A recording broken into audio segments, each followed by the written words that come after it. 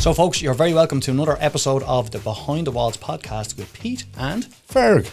Good man, Ferg. It was a better one, wasn't it? It was much better. Ferg, today we're going to flip things on its head. We're going to summarise, we're going to have a discussion about the amount of people that we've had in this year, all the topics that we discussed, everything that I learned over the year. And how we're going to flip it on the head is we have got not just a guest today, we have a new host. So I'm actually going to stop talking for a little while, and I'm handing the reins over to my friend Magic Mike. Have you ever seen his movie? You should check it out. It is Mr. Mike Finnerty. He's a broadcaster, he's a podcaster, he's a Magic Mike dancer. So Mike, tell us, my first question is always who you are and what you're an expert in. That's quite an introduction, lads. Thanks Absolutely. very much. Great to be here. So who am I? That's quite a philosophical question, but I think for the purposes of the Behind the Walls podcast, like you said, I'm a Gaelic Games commentator and broadcaster primarily. Like a lot of us, I've got into the podcasting game as well in the last 5 or 10 years, and I work more recently as a communication specialist as well during the week. And for the purposes of this pod as well, I'm here as a homeowner, lads. So I'm here to ask some hard questions because I've been watching. I'm a long-time listener, long-time viewer, well, certainly since the series started, and I've learned a lot. Good man. But this is a great opportunity for me now to get you two guys on my own and to ask some questions that hopefully some of our viewers and listeners would like answered. Let's do this. Absolutely, yeah. You're allowed talking. Okay.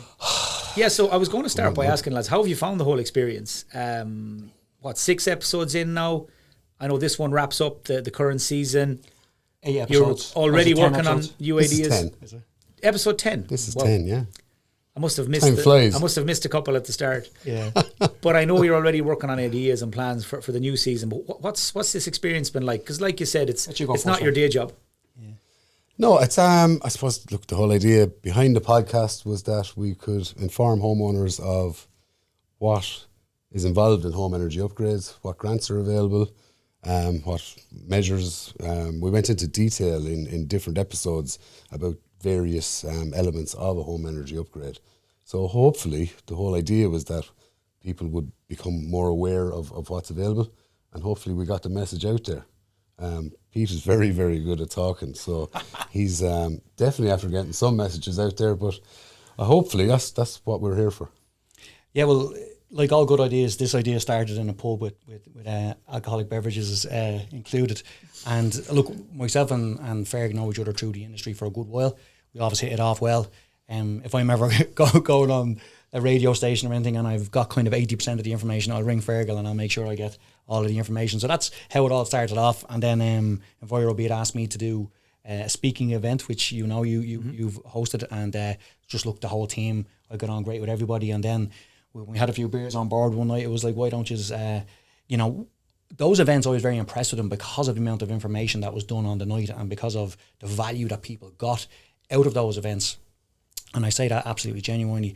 And then to be given the opportunity to do that on a streaming basis where people could tune in and listen to a podcast, I thought it was an excellent idea. And once the reality, when we all woke up the next morning and went, actually that is a really good idea, we put it together, and it's been great. I've actually really enjoyed it. I've learned a huge amount. I had obviously a really good knowledge of an awful lot of the subjects that we discussed, but it's like anything, when you have an absolute expert in any particular field with you, it was brilliant to hear everything and to understand how all of those elements work. And then obviously me being a builder and Ferg obviously being involved in the one-stop shop, how it all comes together into one kind of perfect model. Yeah, I always think it's funny how the best ideas seem to come at closing time or maybe a little bit after. In terms of highlights, like you said, you're 10 episodes in. Like, you did cover a huge width and breadth of the entire retrofit industry. But if I was to ask you for a few highlights, lads, what jumps out? Which are the conversations that you most enjoyed, maybe? Go ahead, Ferg. I find it hard to remember what we're talking about when we leave after the episode. So now I'm thinking back, there's an awful lot of information in every episode. And we don't get to cover everything we want to cover either, because we're trying to keep it kind of within that listening range where we just want to get the information out there to homeowners. But highlights, like we've had Kieran Byrne from SEI, we've had Stephen Farrell from SEI, the first 2 episodes, and they were very informative in terms of grants and how we see, how the SEI see how we're going to approach our targets for 2030. Huge conversations around that. I suppose it's not hugely relevant to homeowners, but it is interesting to listen to the state body looking after the funding about where they see where we're positioned at the minute. That was one of the highlights for me. We had Simon Jones in talking about ventilation. I suppose the probably forgotten about measure, but hugely interesting again. I think we had him in for 40 minutes. You could have had him in for 4 hours. He frightened the whole nation. He frightened the whole 39 nation. of those Yes. minutes, yeah. So I mean, we've had Owen McGann in talking about BER assessments. We had a homeowner in, Eric Donovan, our 2 homeowners. former middleweight champion. Kieran McQueen as well. Kieran McQueen was in. When I think back, there was an awful lot going on, Mike. Yeah, I think it was the quality of our guests. I think was the highlight for me because again, I've been asked to do podcasts before, and sometimes they can look, you'd be grand, just go and have a chat. And I think this was different because there was a serious amount of time and effort put into making sure that we got really strong guests on our podcast, and we definitely did that.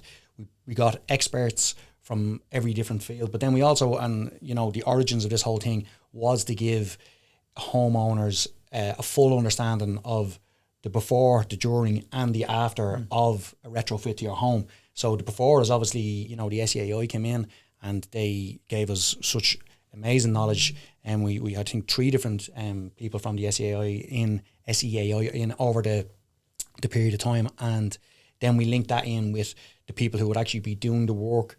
With Owen McGann in as well about the HEA. So there's I suppose the journey that we went on and the quality of the people that we had coming in to discuss their journey, and then we obviously had the 2 homeowners, Eric Donovan, good friend of mine, and Kieran McQueen as well, 2 very honest and straight to the point, great lads that can deliver a message very well honest as well. So it was great to have that level of guest and to get their honest opinion while linking that in with the absolute experts in the industry as well, because I think we got really the cream of the crop in here. Yeah, I think it's interesting as well that you decided to go down the podcast route, because we all know that running joke now. Sure, everyone has a podcast, but I think when you drill down into home energy, retrofits, one-stop shops, there's so much jargon out there, and people have an interest in the subject, in the topic. But from EnviroBeat's point of view, from your guys' point of view, how do you get that message out? Everyone now is into podcasts. I mean, it is a really clever way, I genuinely think, about trying to reach the likes of me or other homeowners, because not everybody can get maybe to the one-stop shop event that's in their area. Not everybody's necessarily going to turn up the volume on the TV when Fergal's on prime time talking about the latest raft of measures or grants. Yeah. I must say, I didn't think you were on for half long enough that night, Fergal, either. If I was editing the program, it would have been at least twice as long. Thanks, Mike. But in terms of going down the podcast route, do you feel it's made a difference? Do you feel over the last kind of 10 episodes, from feedback, anecdotal evidence, the reaction you get maybe when you're on site yourself, that it's helping to penetrate, it's helping to get that message across? Yeah, absolutely. I think, and again, we've mentioned this on the podcast as well, that we're speaking to a more educated audience now. If you had said the word heat pump to somebody maybe 5 or 6 years ago, they would have said, what's that? Is that in my car? Whereas, pretty much everybody has a bit of an understanding of what a heat pump is. A lot of people understand the terminologies, but what I felt wasn't out there was a platform where people could go to and listen to something in a jargon-free way. And I was really strongly expressing that right from the start. I wasn't allowing acronyms, and if they were, we had to make sure we explained to the listeners and the viewers what that was. We wanted to set something up that people could go to. And again, if anyone is listening to this podcast now, if you go in and check our previous episodes, because we really do drill in and focus in different aspects of the retrofit journey. You know, so you can actually click in and go, I'm going to listen to the one about ventilation. I'm going to listen to the one about, you know, whatever subject it is. I'd love to hear the homeowner's perspective. So we've given people that platform, given people that opportunity that they can go and get that information. And we've done it genuinely in as jargon-free a method as possible, but while also delivering proper, genuine expert advice, you know. So I'm very proud of it, if I'm honest with you, you know. It's been a great journey. You know, it's my first time hosting a podcast like this. I've been involved in other podcasts, and I'm quite regularly asked to do them. And this for me was something that was worth doing, because the energy upgrade and the retrofit is here. Like, I mean, there's huge targets that have to be reached, and there's huge amount of money, which we were very clear on and got that, you know, information across, that the grants are available for people. So there's a huge amount of people that have availed of the grants, but there's also a massive amount of people that have not availed of the grants yet. And I hope that our podcast, and I'm pretty sure our podcast, gives them the information and cuts through the red tape for them, and allows them understand the process, and allows them take advantage as well of the government free money, which I'd always say doesn't come around that often. So I think that's been a really positive thing about the podcast. What would you say, Ferg?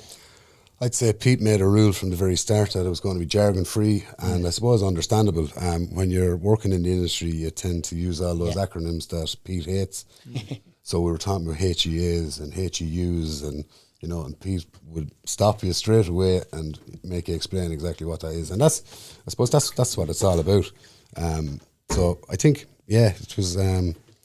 We've had some very informative discussions over the period, and again, like, it's not. This is not The Sopranos. You can watch them in any order you want, you know. So it's not. I mean, you can pick and choose if you're interested in listening about the ventilation or the installation with Henry Sheen. I forgot to mention Henry. Henry as well, and then there's the episode with Orla Coleman and Roisin Mulligan about the home energy upgrade loan scheme. Yeah, the finance. The HEULS. Yeah. Which we normally call it, Mike. But I'm not allowed to call it that here. So Brilliant. like it's what I will remember. Yeah, there you go. But I mean, as an experience, it was brilliant. You know, Pete is very recognisable, and he's a hard-working guy. I mean, I think he's only been on holidays once this year. When he went to Galway. He's on holidays every second week. He went to Galway to watch the riding, and that was the only time I saw him on holidays this year. So apart from that, he's either on the telly, or he's on the radio, or he's in here making podcasts. but genuinely, I am being genuine. You're definitely. I did go to Galway for the riding, but no, look, we weren't afraid to ask really tough questions as well, you know, of anybody that was here, like the SEAI guys. I was drilling them. I was asking them all sorts of different questions, and you know, as I said, listen, we're not here to fanboy, and we you know, we didn't get any support, as in financial support from this, so we weren't, you know, there's always the conspiracy theorists out there going, oh yeah, you are getting paid for that. That's not the case. We were here literally to give people the platform, and we were here to genuinely ask questions. And it was great to have Ferg to bounce stuff off, because I'm a builder, so I'd be doing all sorts of things every day, but every single day of the week, Ferg's involved in the retrofit business, so he does have, you know, that focus. His finger is literally on the pulse of it, whereas I suppose I was able to then come in with my general construction knowledge and my overall view of the construction industry as well at different aspects. So, you know, it's been pretty cool, and we had a bit of crack along the way as well. No, I did genuinely enjoy the episodes that I listened to and I watched, and obviously did a bit of homework this morning as well. But I suppose one of the things I wanted to ask you guys about as a homeowner is, like, we see the heads of governments meeting this week in Brazil for COP, and we hear a lot about climate urgency, and we hear a lot about our green energy targets, and we'll all pick up on that, those sound bites or that background noise maybe over the next few days on the media. But really, when we sit down to make our decision, my wife and I, or couples out there who are listening or watching right now, are trying to decide, will we go ahead or not with our home energy retrofit? If I'm being honest, the climate is probably down the list of priorities. It's going to focus in very quickly on how much is this going to cost us and how are we going to pay for it. And I suppose from that point of view, Fergal, doing a podcast like this, it's a help. But I would assume, is it still the number one, I won't call it an objection, but the number one talking point for you when you meet homeowners, when you go out for a site visit? it's let's get to the bottom line here. Is that still the case? I presume it is. Yeah, the number one and obstacle or barrier, terrible words, but that's exactly what it is finance. It's down to cost. I suppose we have grants available, and we have a new home energy upgrade loan scheme available. But again, it's down to each individual household. I mean, if you can afford to complete a full home energy upgrade and go to B2 and beyond, that's obviously what I would be saying to do, because it's done all in one go. The benefits, I mean, I know obviously there's benefits to the environment, there's a reduction in carbon, but there's immediate benefits in running costs for your home, for one thing. And there's also then the comfort side of it, which I suppose is hard to describe. And I often say here that you can't put a price on comfort, but we can. It's like that's my new tagline now. But yeah, and there's also then the option of going the individual route. But what I would say to people is don't be afraid of asking one-stop shops for advice. Definitely go down the home energy assessment route and find out what you need to do to get to that kind of B2 and beyond A-rated homes. That's a kind of a small cost to have those learnings. And you can also then do it piecemeal if you want to go the individual grant routes. Obviously, there's more of an incentive to go with the one-stop shop because there's extra grants and there's bonus grants, that kind of thing. But again, it's towards every individual household. Yeah, and look, I know the COP event is coming up soon, and there will be headlines that will come out of that. I think you're right. You know, as the schoolmaster said, with a great deal of sense, reduce the situation down to shillings and pence. You know, is the line from the song, but it do. That's what happens. You know, you see, we never heard that song. That was right from the training ground. But Fill the fluter's ball. It is the big issue, though, isn't it? Like, you're on the ground, Pete. You're on site every day of the week. The cost of living has gone up. Like Fergal said there, you know, can you afford to do the retrofit? I mean, without sounding cliched, can people not afford to do it from the point of view? Not to do it yet? Yeah, you mentioned it there. There are targets here. It's not. Yeah. This can't go on the never. Yeah. So look, you know, let's dive into that, right? So look, there's a lot going on environmentally in the world. Genuinely, there is, like, you know, there's a green energy drive, which is absolutely, you know, necessary. You know, people are talking about as well having your home now energy resilient, you know, and having your home so that it's going to be able to work for you going forward. So I suppose to answer the big question is it affordable to do a retrofit? The answer is yes. And when is the right time to do it? The answer is if you are at the right time in your life, now's the time to do it. There's grants available right now. The cost of construction is very high at this moment in time. But can I say genuinely, or can Fergal say genuinely, that's going to come down? We certainly can't say it's going to come down. Is it going to balance off? It probably is not going to rise too much, I would think, if I was just to give my honest opinion on it in the next couple of years. But do I think it's worth waiting 4 or 5 years before committing to an energy retrofit upgrade? I do not genuinely think that is a wise decision. If you've just purchased a home, or if you have a home and it's not energy efficient at this moment in time, it's costing you a fortune to run that home, and it's not going to be a comfortable home. So Fergal mentioned there, it's your double win is obviously if you invest, and it is an investment in your home, if you invest in your home and increase the BR rating of your home and increase the energy efficiency of your home, you're instantly going to feel that through the warmth, and you're going to definitely see it in your pocket.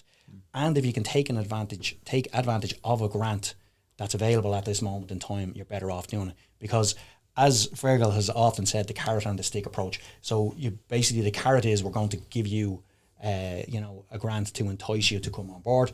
But then later, what could happen is that they look and they go, people out there who have not got an energy efficient home are now going to have to, you know, maybe pay a premium for that reason, you know, a carbon tax or something along those type of lines. So we're not saying that that's definitely coming, but there is definitely a possibility of it. So I suppose what I would say is, you know, I was forever driving around. I'd buy a car, but I'd never buy a newish car. I'd always buy one that was maybe 5 or 6 years old, thinking I was a great lad because I bought the car out straight. But little did I know, I'd hold on to that car for 3 or 4 years, and the amount of money it was costing me to run that car, and I never really enjoyed driving it. And then only in the last couple of years I've decided to go up the gears a little bit and buy a more efficient car. And literally, I love driving it now. And it's a newer car, much more economical to run and much more enjoyable to drive and for the family. So it's a very similar concept. Do you know what I mean? You're doing that kind of same thing with your home of, oh, look, it's grand, it's our home and it might not be perfect, but it suits us type thing, and we'll just put the jacket on in the winter. Being honest with you, that's not a wise decision. A wise decision is to invest in your home. And again, if you sell the home, you're going to get the value of it as well, because BER ratings and energy efficiencies are definitely something that people do look at when they are purchasing a home. You know, location and cost is obviously a huge part of it, but they will definitely, so if someone is buying a home and they know they've only got a small amount of work to do, rather than a huge amount of works, they're more likely to buy it, you know. So there's a lot happening out there, but I do think that the investment in your home is the key phrase here, because it is, and it's a long-term investment that you're going to get long-term benefits from as well, you know. Ferg, I can't believe he hasn't got a sponsored car. That's my big takeaway. I was waiting for him to say I was sponsored, his new showroom is opening in December or something, but no car sales, no. Lads, the one-stop shop events that we've done around the country over the last year or so, I always found them really enjoyable, and not just the after party with you lads, but you know, the huge crowds that come along and the genuine interest that people have in asking you guys the key questions, and afterwards it's like a queue for confessions you'd see back in the old days, looking to talk to you as well. But it does always interest me as well, the amount of myths that come up on the night and keeps the panel busy. Like, just to bust a few of those, Fergal, while I have you.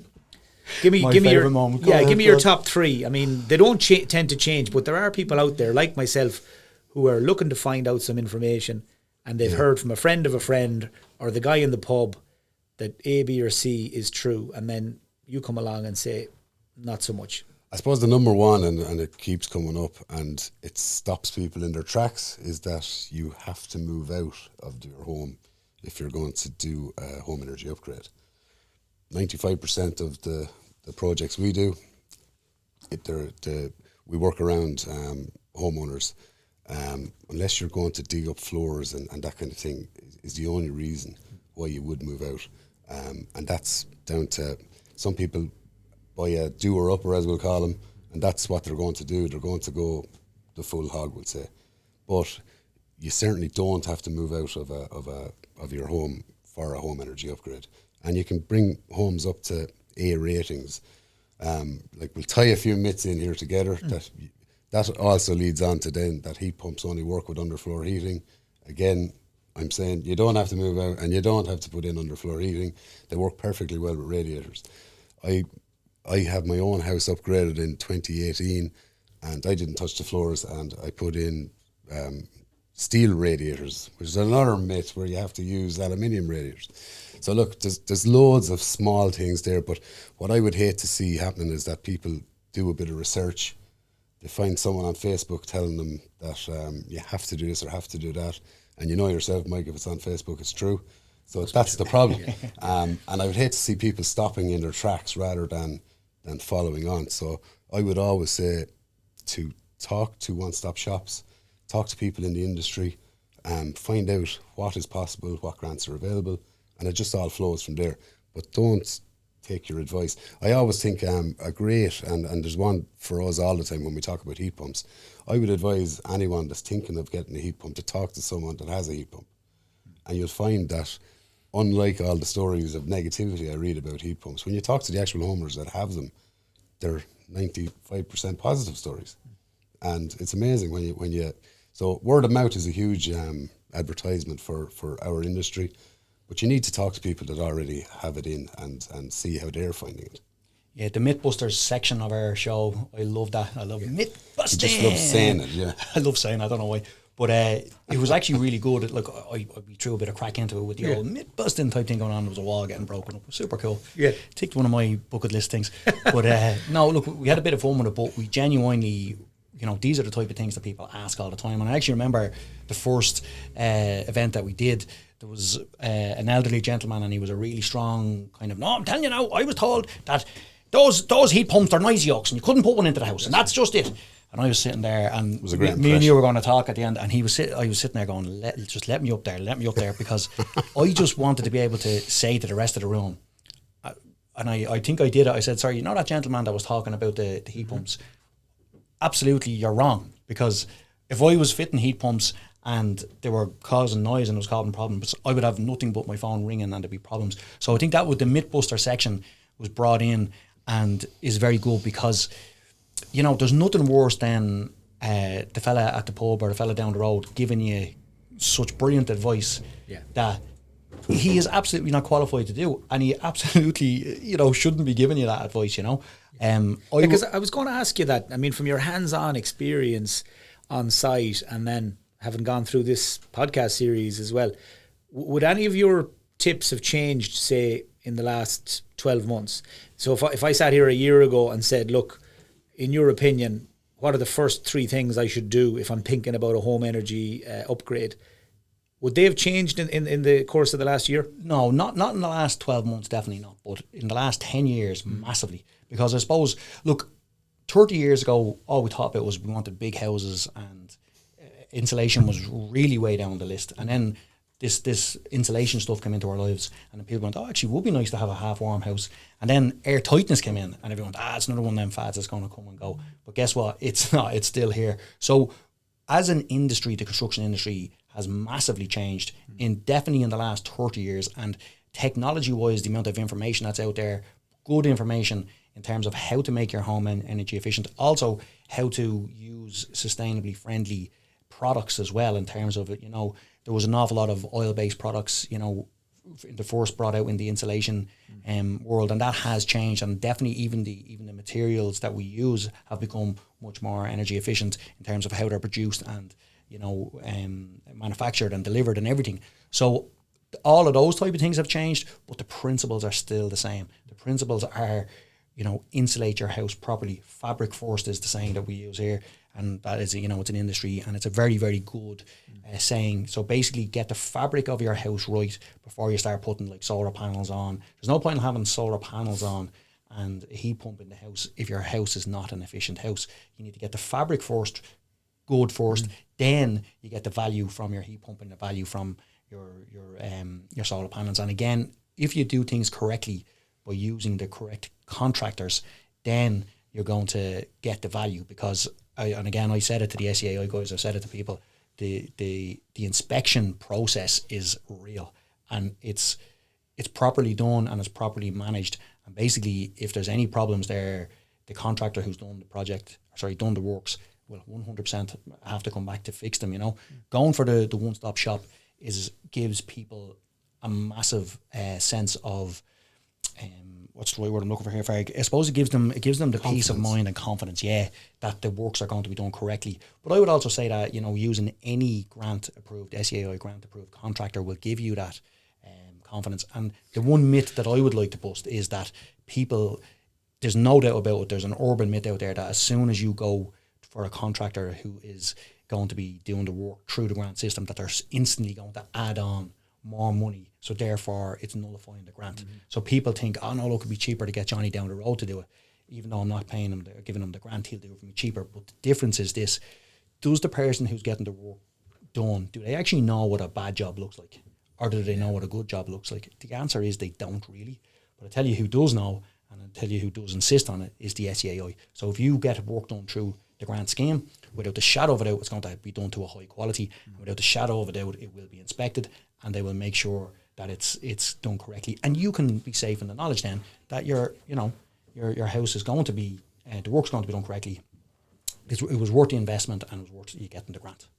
I know, lads, in relation to the podcast, this isn't a hard goodbye. This is more we'll see you later. So, Fergal, what? It's not you, Ferg, it's me. What's on the to-do list for next year? We're not announcing a high-profile breakup here. we're just going to take some time apart. But what would you like to talk about next season? And if I gave you a blank sheet and you could bring in anybody to talk retrofit, home energy, who would you like to bring in? I think it's important to have a nice mix. So I do think that we will probably chase up the ministers to come in and have a chat about that side of it, high level stuff. I'm always interested in listening to homeowners. If I could have 5 or 6 episodes of different homeowners, I think people would learn an awful lot from homeowners. Because that would increase That's your my chances wish of list. making sales, right? Yeah, and commission now is huge, you know. No, I'm only joking. I like the way you're thinking. But I do think a homeowner story obviously sits better with homeowners than Pete telling them what to do or me telling them what to do, you know. So I mean, homeowners will hear from a homeowner's experience, and we've had Eric and Kieran in here, 2 honest homeowners, and I'm sure if anything was wrong, they would tell you. So Definitely. And they did. So I mean, there's no harm in that either. As in, you know, I mean, it's construction at the end of the day. Everything doesn't go rosy all the time. Who'd be top of your most wanted list as a guest, Pete? You know, somebody that you think if you could get them sitting here for a pod, you'd really make a lot of progress in terms of getting to where you want to go. Yeah, well, I think a government minister is an obvious one. You know, we would. What are the questions you'd have for him, actually? Well, look, I'm going to be honest, right? Well, I suppose let's just talk about where we are at this moment of time. I think what we did this series was the right thing to do. We started off at the grassroots.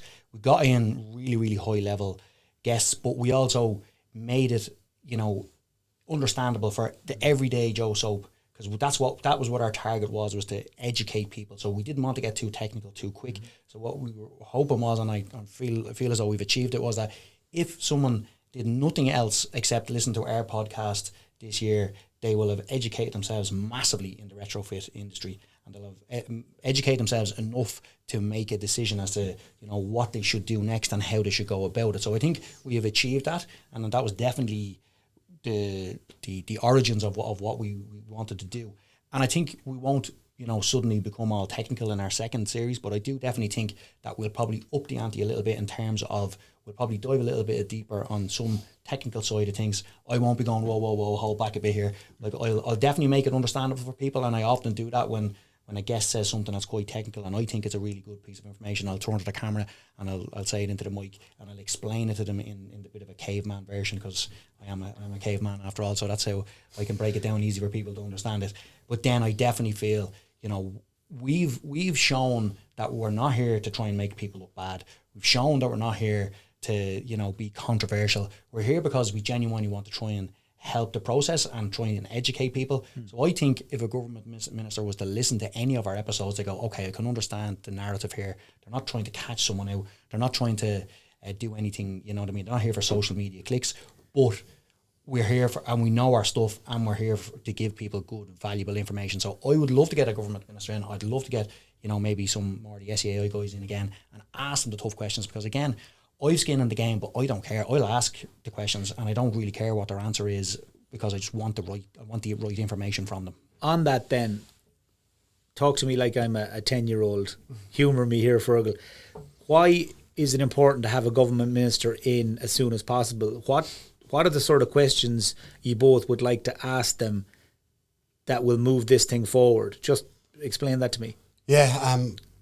Yeah, so look, homeowners will give that side of things where we're following a journey. I think it's important for the ministers to give the information on. So I would listen to homeowners on a daily basis saying they're going to hold off because these grants are going to have to go up. We don't know that, so in terms of they're the type of answers that I would be looking for. In terms of are we going to look like in next July, are you going to say that all these suites and measures are going to have enhanced grants? I very much doubt it, by the way, Mike, but I'm just saying that that's the kind of information homeowners are looking for. I suppose, and again, another barrier, as Pete was saying earlier about, you know, when's the best time to do a home energy upgrade? You know, like as the old saying was 10 years ago, and the next best time is tomorrow. So it's the longer you hold back, is it going to be worth it? Like if you looked at it as buying a house, so if you said 10 years ago, I'm going to hold on till now, like, you know, you would have lost out hugely. I just think that those kind of questions need to be answered, and homeowners need that information of if there's something coming down the line, instead of saying it's coming down the line, it needs to happen from midnight. On that, Pete, if Darragh O'Brien was sitting here and you could ask him one question, So his handler said to you, one question, that's it. He's on a tight schedule. Is that Darragh O'Brien the comedian or Darragh O'Brien and I'll joke on the side. Either. Yeah, no. No, he's not going to come on. I genuinely think that people want to hear from the horse's mouth, and I think that's why it's important to get, if it's Darragh O'Brien, or if it's, if his position changes and there's another minister in place, that's the person that we need to get in. And I don't think it's the be all and end all, but it would be great to get that person in, just literally to hear it from the horse's mouth, and I suppose it would solidify what we've been hearing and the questions that we've been asking as well. Will be kind of, it would be legitimised by the fact that someone, like a minister, is willing to come in and is willing to. And what's that one burning question for you? The one that just you feel would make a lot of people rest a bit easier, or just, as Fergal said there, answer some issues that they have that's stopping them from just going ahead for it. Well, I think what it is are the government legitimately committed to this retrofit journey or not? And are they willing to commit the funds that are required to help push it that's the first question, I think, the main question that people would like to hear. And I'd love to hear what the answer is. It's obviously going to be a difficult answer to give, and someone will probably struggle to give a pinpoint. I'm going to increase by this, or I'm going to do that. But it would be lovely to hear the perspective and to hear how committed the government genuinely really are. Because unfortunately, a politician will always tell you what they want, what they think the media want to hear, or the general public want to hear. So I think if we were to ask that question in a way that we're just genuinely looking for an honest answer, and to back it up with the information that we have from all the guests that we've got in and the knowledge that we've got on board here, I think that will be a good and interesting topic, because there's no doubt about it, money is a big part of this, but I do think that people are genuinely committed to making the world a more environmentally friendly place, and I think we all do. Look at our weather change that's happened. I think we're gone past the conspiracy stage with this whole thing now. I think it's we really do have to do what we all can to try and help make our world a greener and better place. And I'd love to hear, how committed our government actually to that. Is it the fact that we're just got, targets that we've got to meet, or are they really committed into the long term of making our country, we're one of the most beautiful countries in the world. We're beautiful, green, environment all around us, but we do have huge problems with water shortages, with the cleanliness of our water. Water quality is not what it used to be. There's loads of challenges out there that I feel that we have as a country, and I'd love to ask the questions from a construction point of view and from an energy upgrade point of view as well. No, I'm looking forward to seeing and hearing maybe a few of the government ministers sitting here and seeing what you can come up with to get the answers to those questions. Looking ahead to the immediate future, are you guys going to miss each other when the podcast takes a break for a couple of months? Starsky and Hutch. Starsky and Hutch, yeah. Did they break up? Well, I don't know. I don't think we're ever together. Yeah, unless you were born I was thinking more Ant and Dec. Ant and Dec. Yeah, we're thinking about forming a boy band for Christmas. But of course, you are taking a break from the pod, but you are going to be getting back together in the lead into Christmas, right? Because the one-stop shop events are coming back. Yeah. Tell us, where do we need to be? What's the date for our diary, Fergal? And why should people make this a priority in the run into Christmas? I get this date right, but we are in the Silver Springs Clayton Hotel in Cork on the 4th of December. It's a Thursday night. And again, it'll be a very interesting, informative evening for anyone that has any interest at all in home energy upgrades, or just come along. I mean, we'll probably have mulled wine and mince pies, but it'll be a Christmassy information night. But we'll have panel members from SAI, and hopefully we'll have all the answers to the questions that come from homeowners in attendance. As you well know, Mike, over these information nights, it's about homeowner awareness, and I find it always intriguing that the questions get very more informative as we've gone along the route. No one is asking what a heat pump is anymore, and and you love when I get those sticky questions, don't you? The tongue twisters. I love those ones. The more technical, the better. Lads, I've really enjoyed our chat, and genuinely, I wish it could go on a little bit longer. But just to finish, constructive feedback. Pete, if you could give Ferg one piece of constructive criticism from a podcast point of view, going into the next season, what would it be? Just maybe one thing he could go after here. If he could talk a bit more, that'd help. And he always blames it on me. He always says, "Oh, it's hard to get a word in sideways." But and all joking aside, I've had a brilliant experience with Fergal. I think we got the balance right in terms of, you know, the amount of speaking that I do, and then Ferg comes in with the technical proper answers and good questions. So no, it's been great fun, great journey, very educational for me. We've got lots coming up for next year. Elvis ain't dead, baby. He's just taking a break. We'll be back in the new year.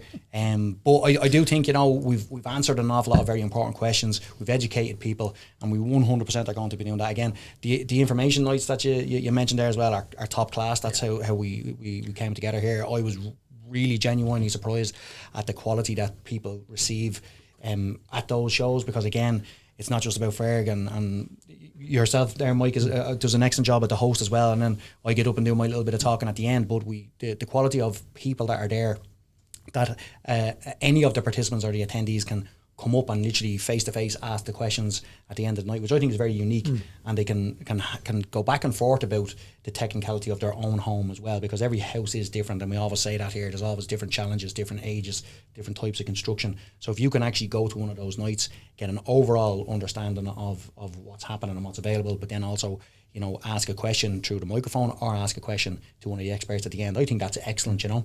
So I suppose we'll wrap it up, Mike. I will just take this opportunity to say thank you very much for coming on board. Thanks a million. I really enjoyed it. I was just going to ask for hold on. Yeah, see, there you go again. No, before we finished, I was going to ask you a word in edgeways, and then Pete just goes, right, we'll wrap it up. Yeah, that's right, see you next year. Good luck. I just have one crow to pluck with Pete before the series goes and we go into 2026. My wife said, and she listens to the podcast, obviously. Yeah. But she gave out to me, I didn't hear this part, but seemingly you gave a bit of stick to architects. Oh, me? Was your wife an architect? Yeah. Oh, them fucking... So, Carl, love you. Now you see, I backed you up. So don't mind Pete, he loves architects, really. I do, but I love asking them tough questions, and I genuinely feel that, you know, architects are excellent at what they do, but their detail sometimes cannot be to the level that it needs to be at. And I think that genuinely asking the questions here and getting the information here will have helped the architects too. I'm just thinking, lads, if the budget's stretched, I mean, Dermot Bannon seems like an obvious guest for Series 2. Absolutely. Maybe. Absolutely. There's loads of potential guests. I just wanted to ask you quickly, Fergal, what's it like working with a celebrity builder? Yeah, it has its challenges. Like You've heard that Duracell bunny go there when you said, I don't speak enough. I heard I don't speak enough. And then 5 minutes later, Peter's still going. And I'm going, so, I know, Peter's a gent. So it was hugely enjoyable. I'm glad that in the Dáil Bar in Galway that night that this idea was born and then grew legs the next day, because follow through. When I was driving home from Galway, I said, well, there's no chance that's going to happen, and here we are. Episode 10, and we're still talking. Well, lads, thanks for having me, and I'm really looking forward to season 2, and keep up the great work. Thanks a million, Mike. So again, as always, thanks very much for everybody listening and coming on board on our journey on the Behind the Walls podcast. Myself and Ferg will be back. We're going to work on a relationship. We're going to be stronger next year, aren't we, Ferg? We might actually do a bloopers reel for the end of the year. Yeah, that could be a good one actually as well. But no, it's been very enjoyable. Hope you all enjoyed it. As always, reach out to us. Ask us any questions that you want. Definitely please do listen to the previous podcasts. Like it, share it, do all that good stuff to get the word out there, because we are here to try and help people, and we are here to try and educate. And for this year, 2025, Behind the Walls podcast with Pete and Ferg. We are over and out. Boom.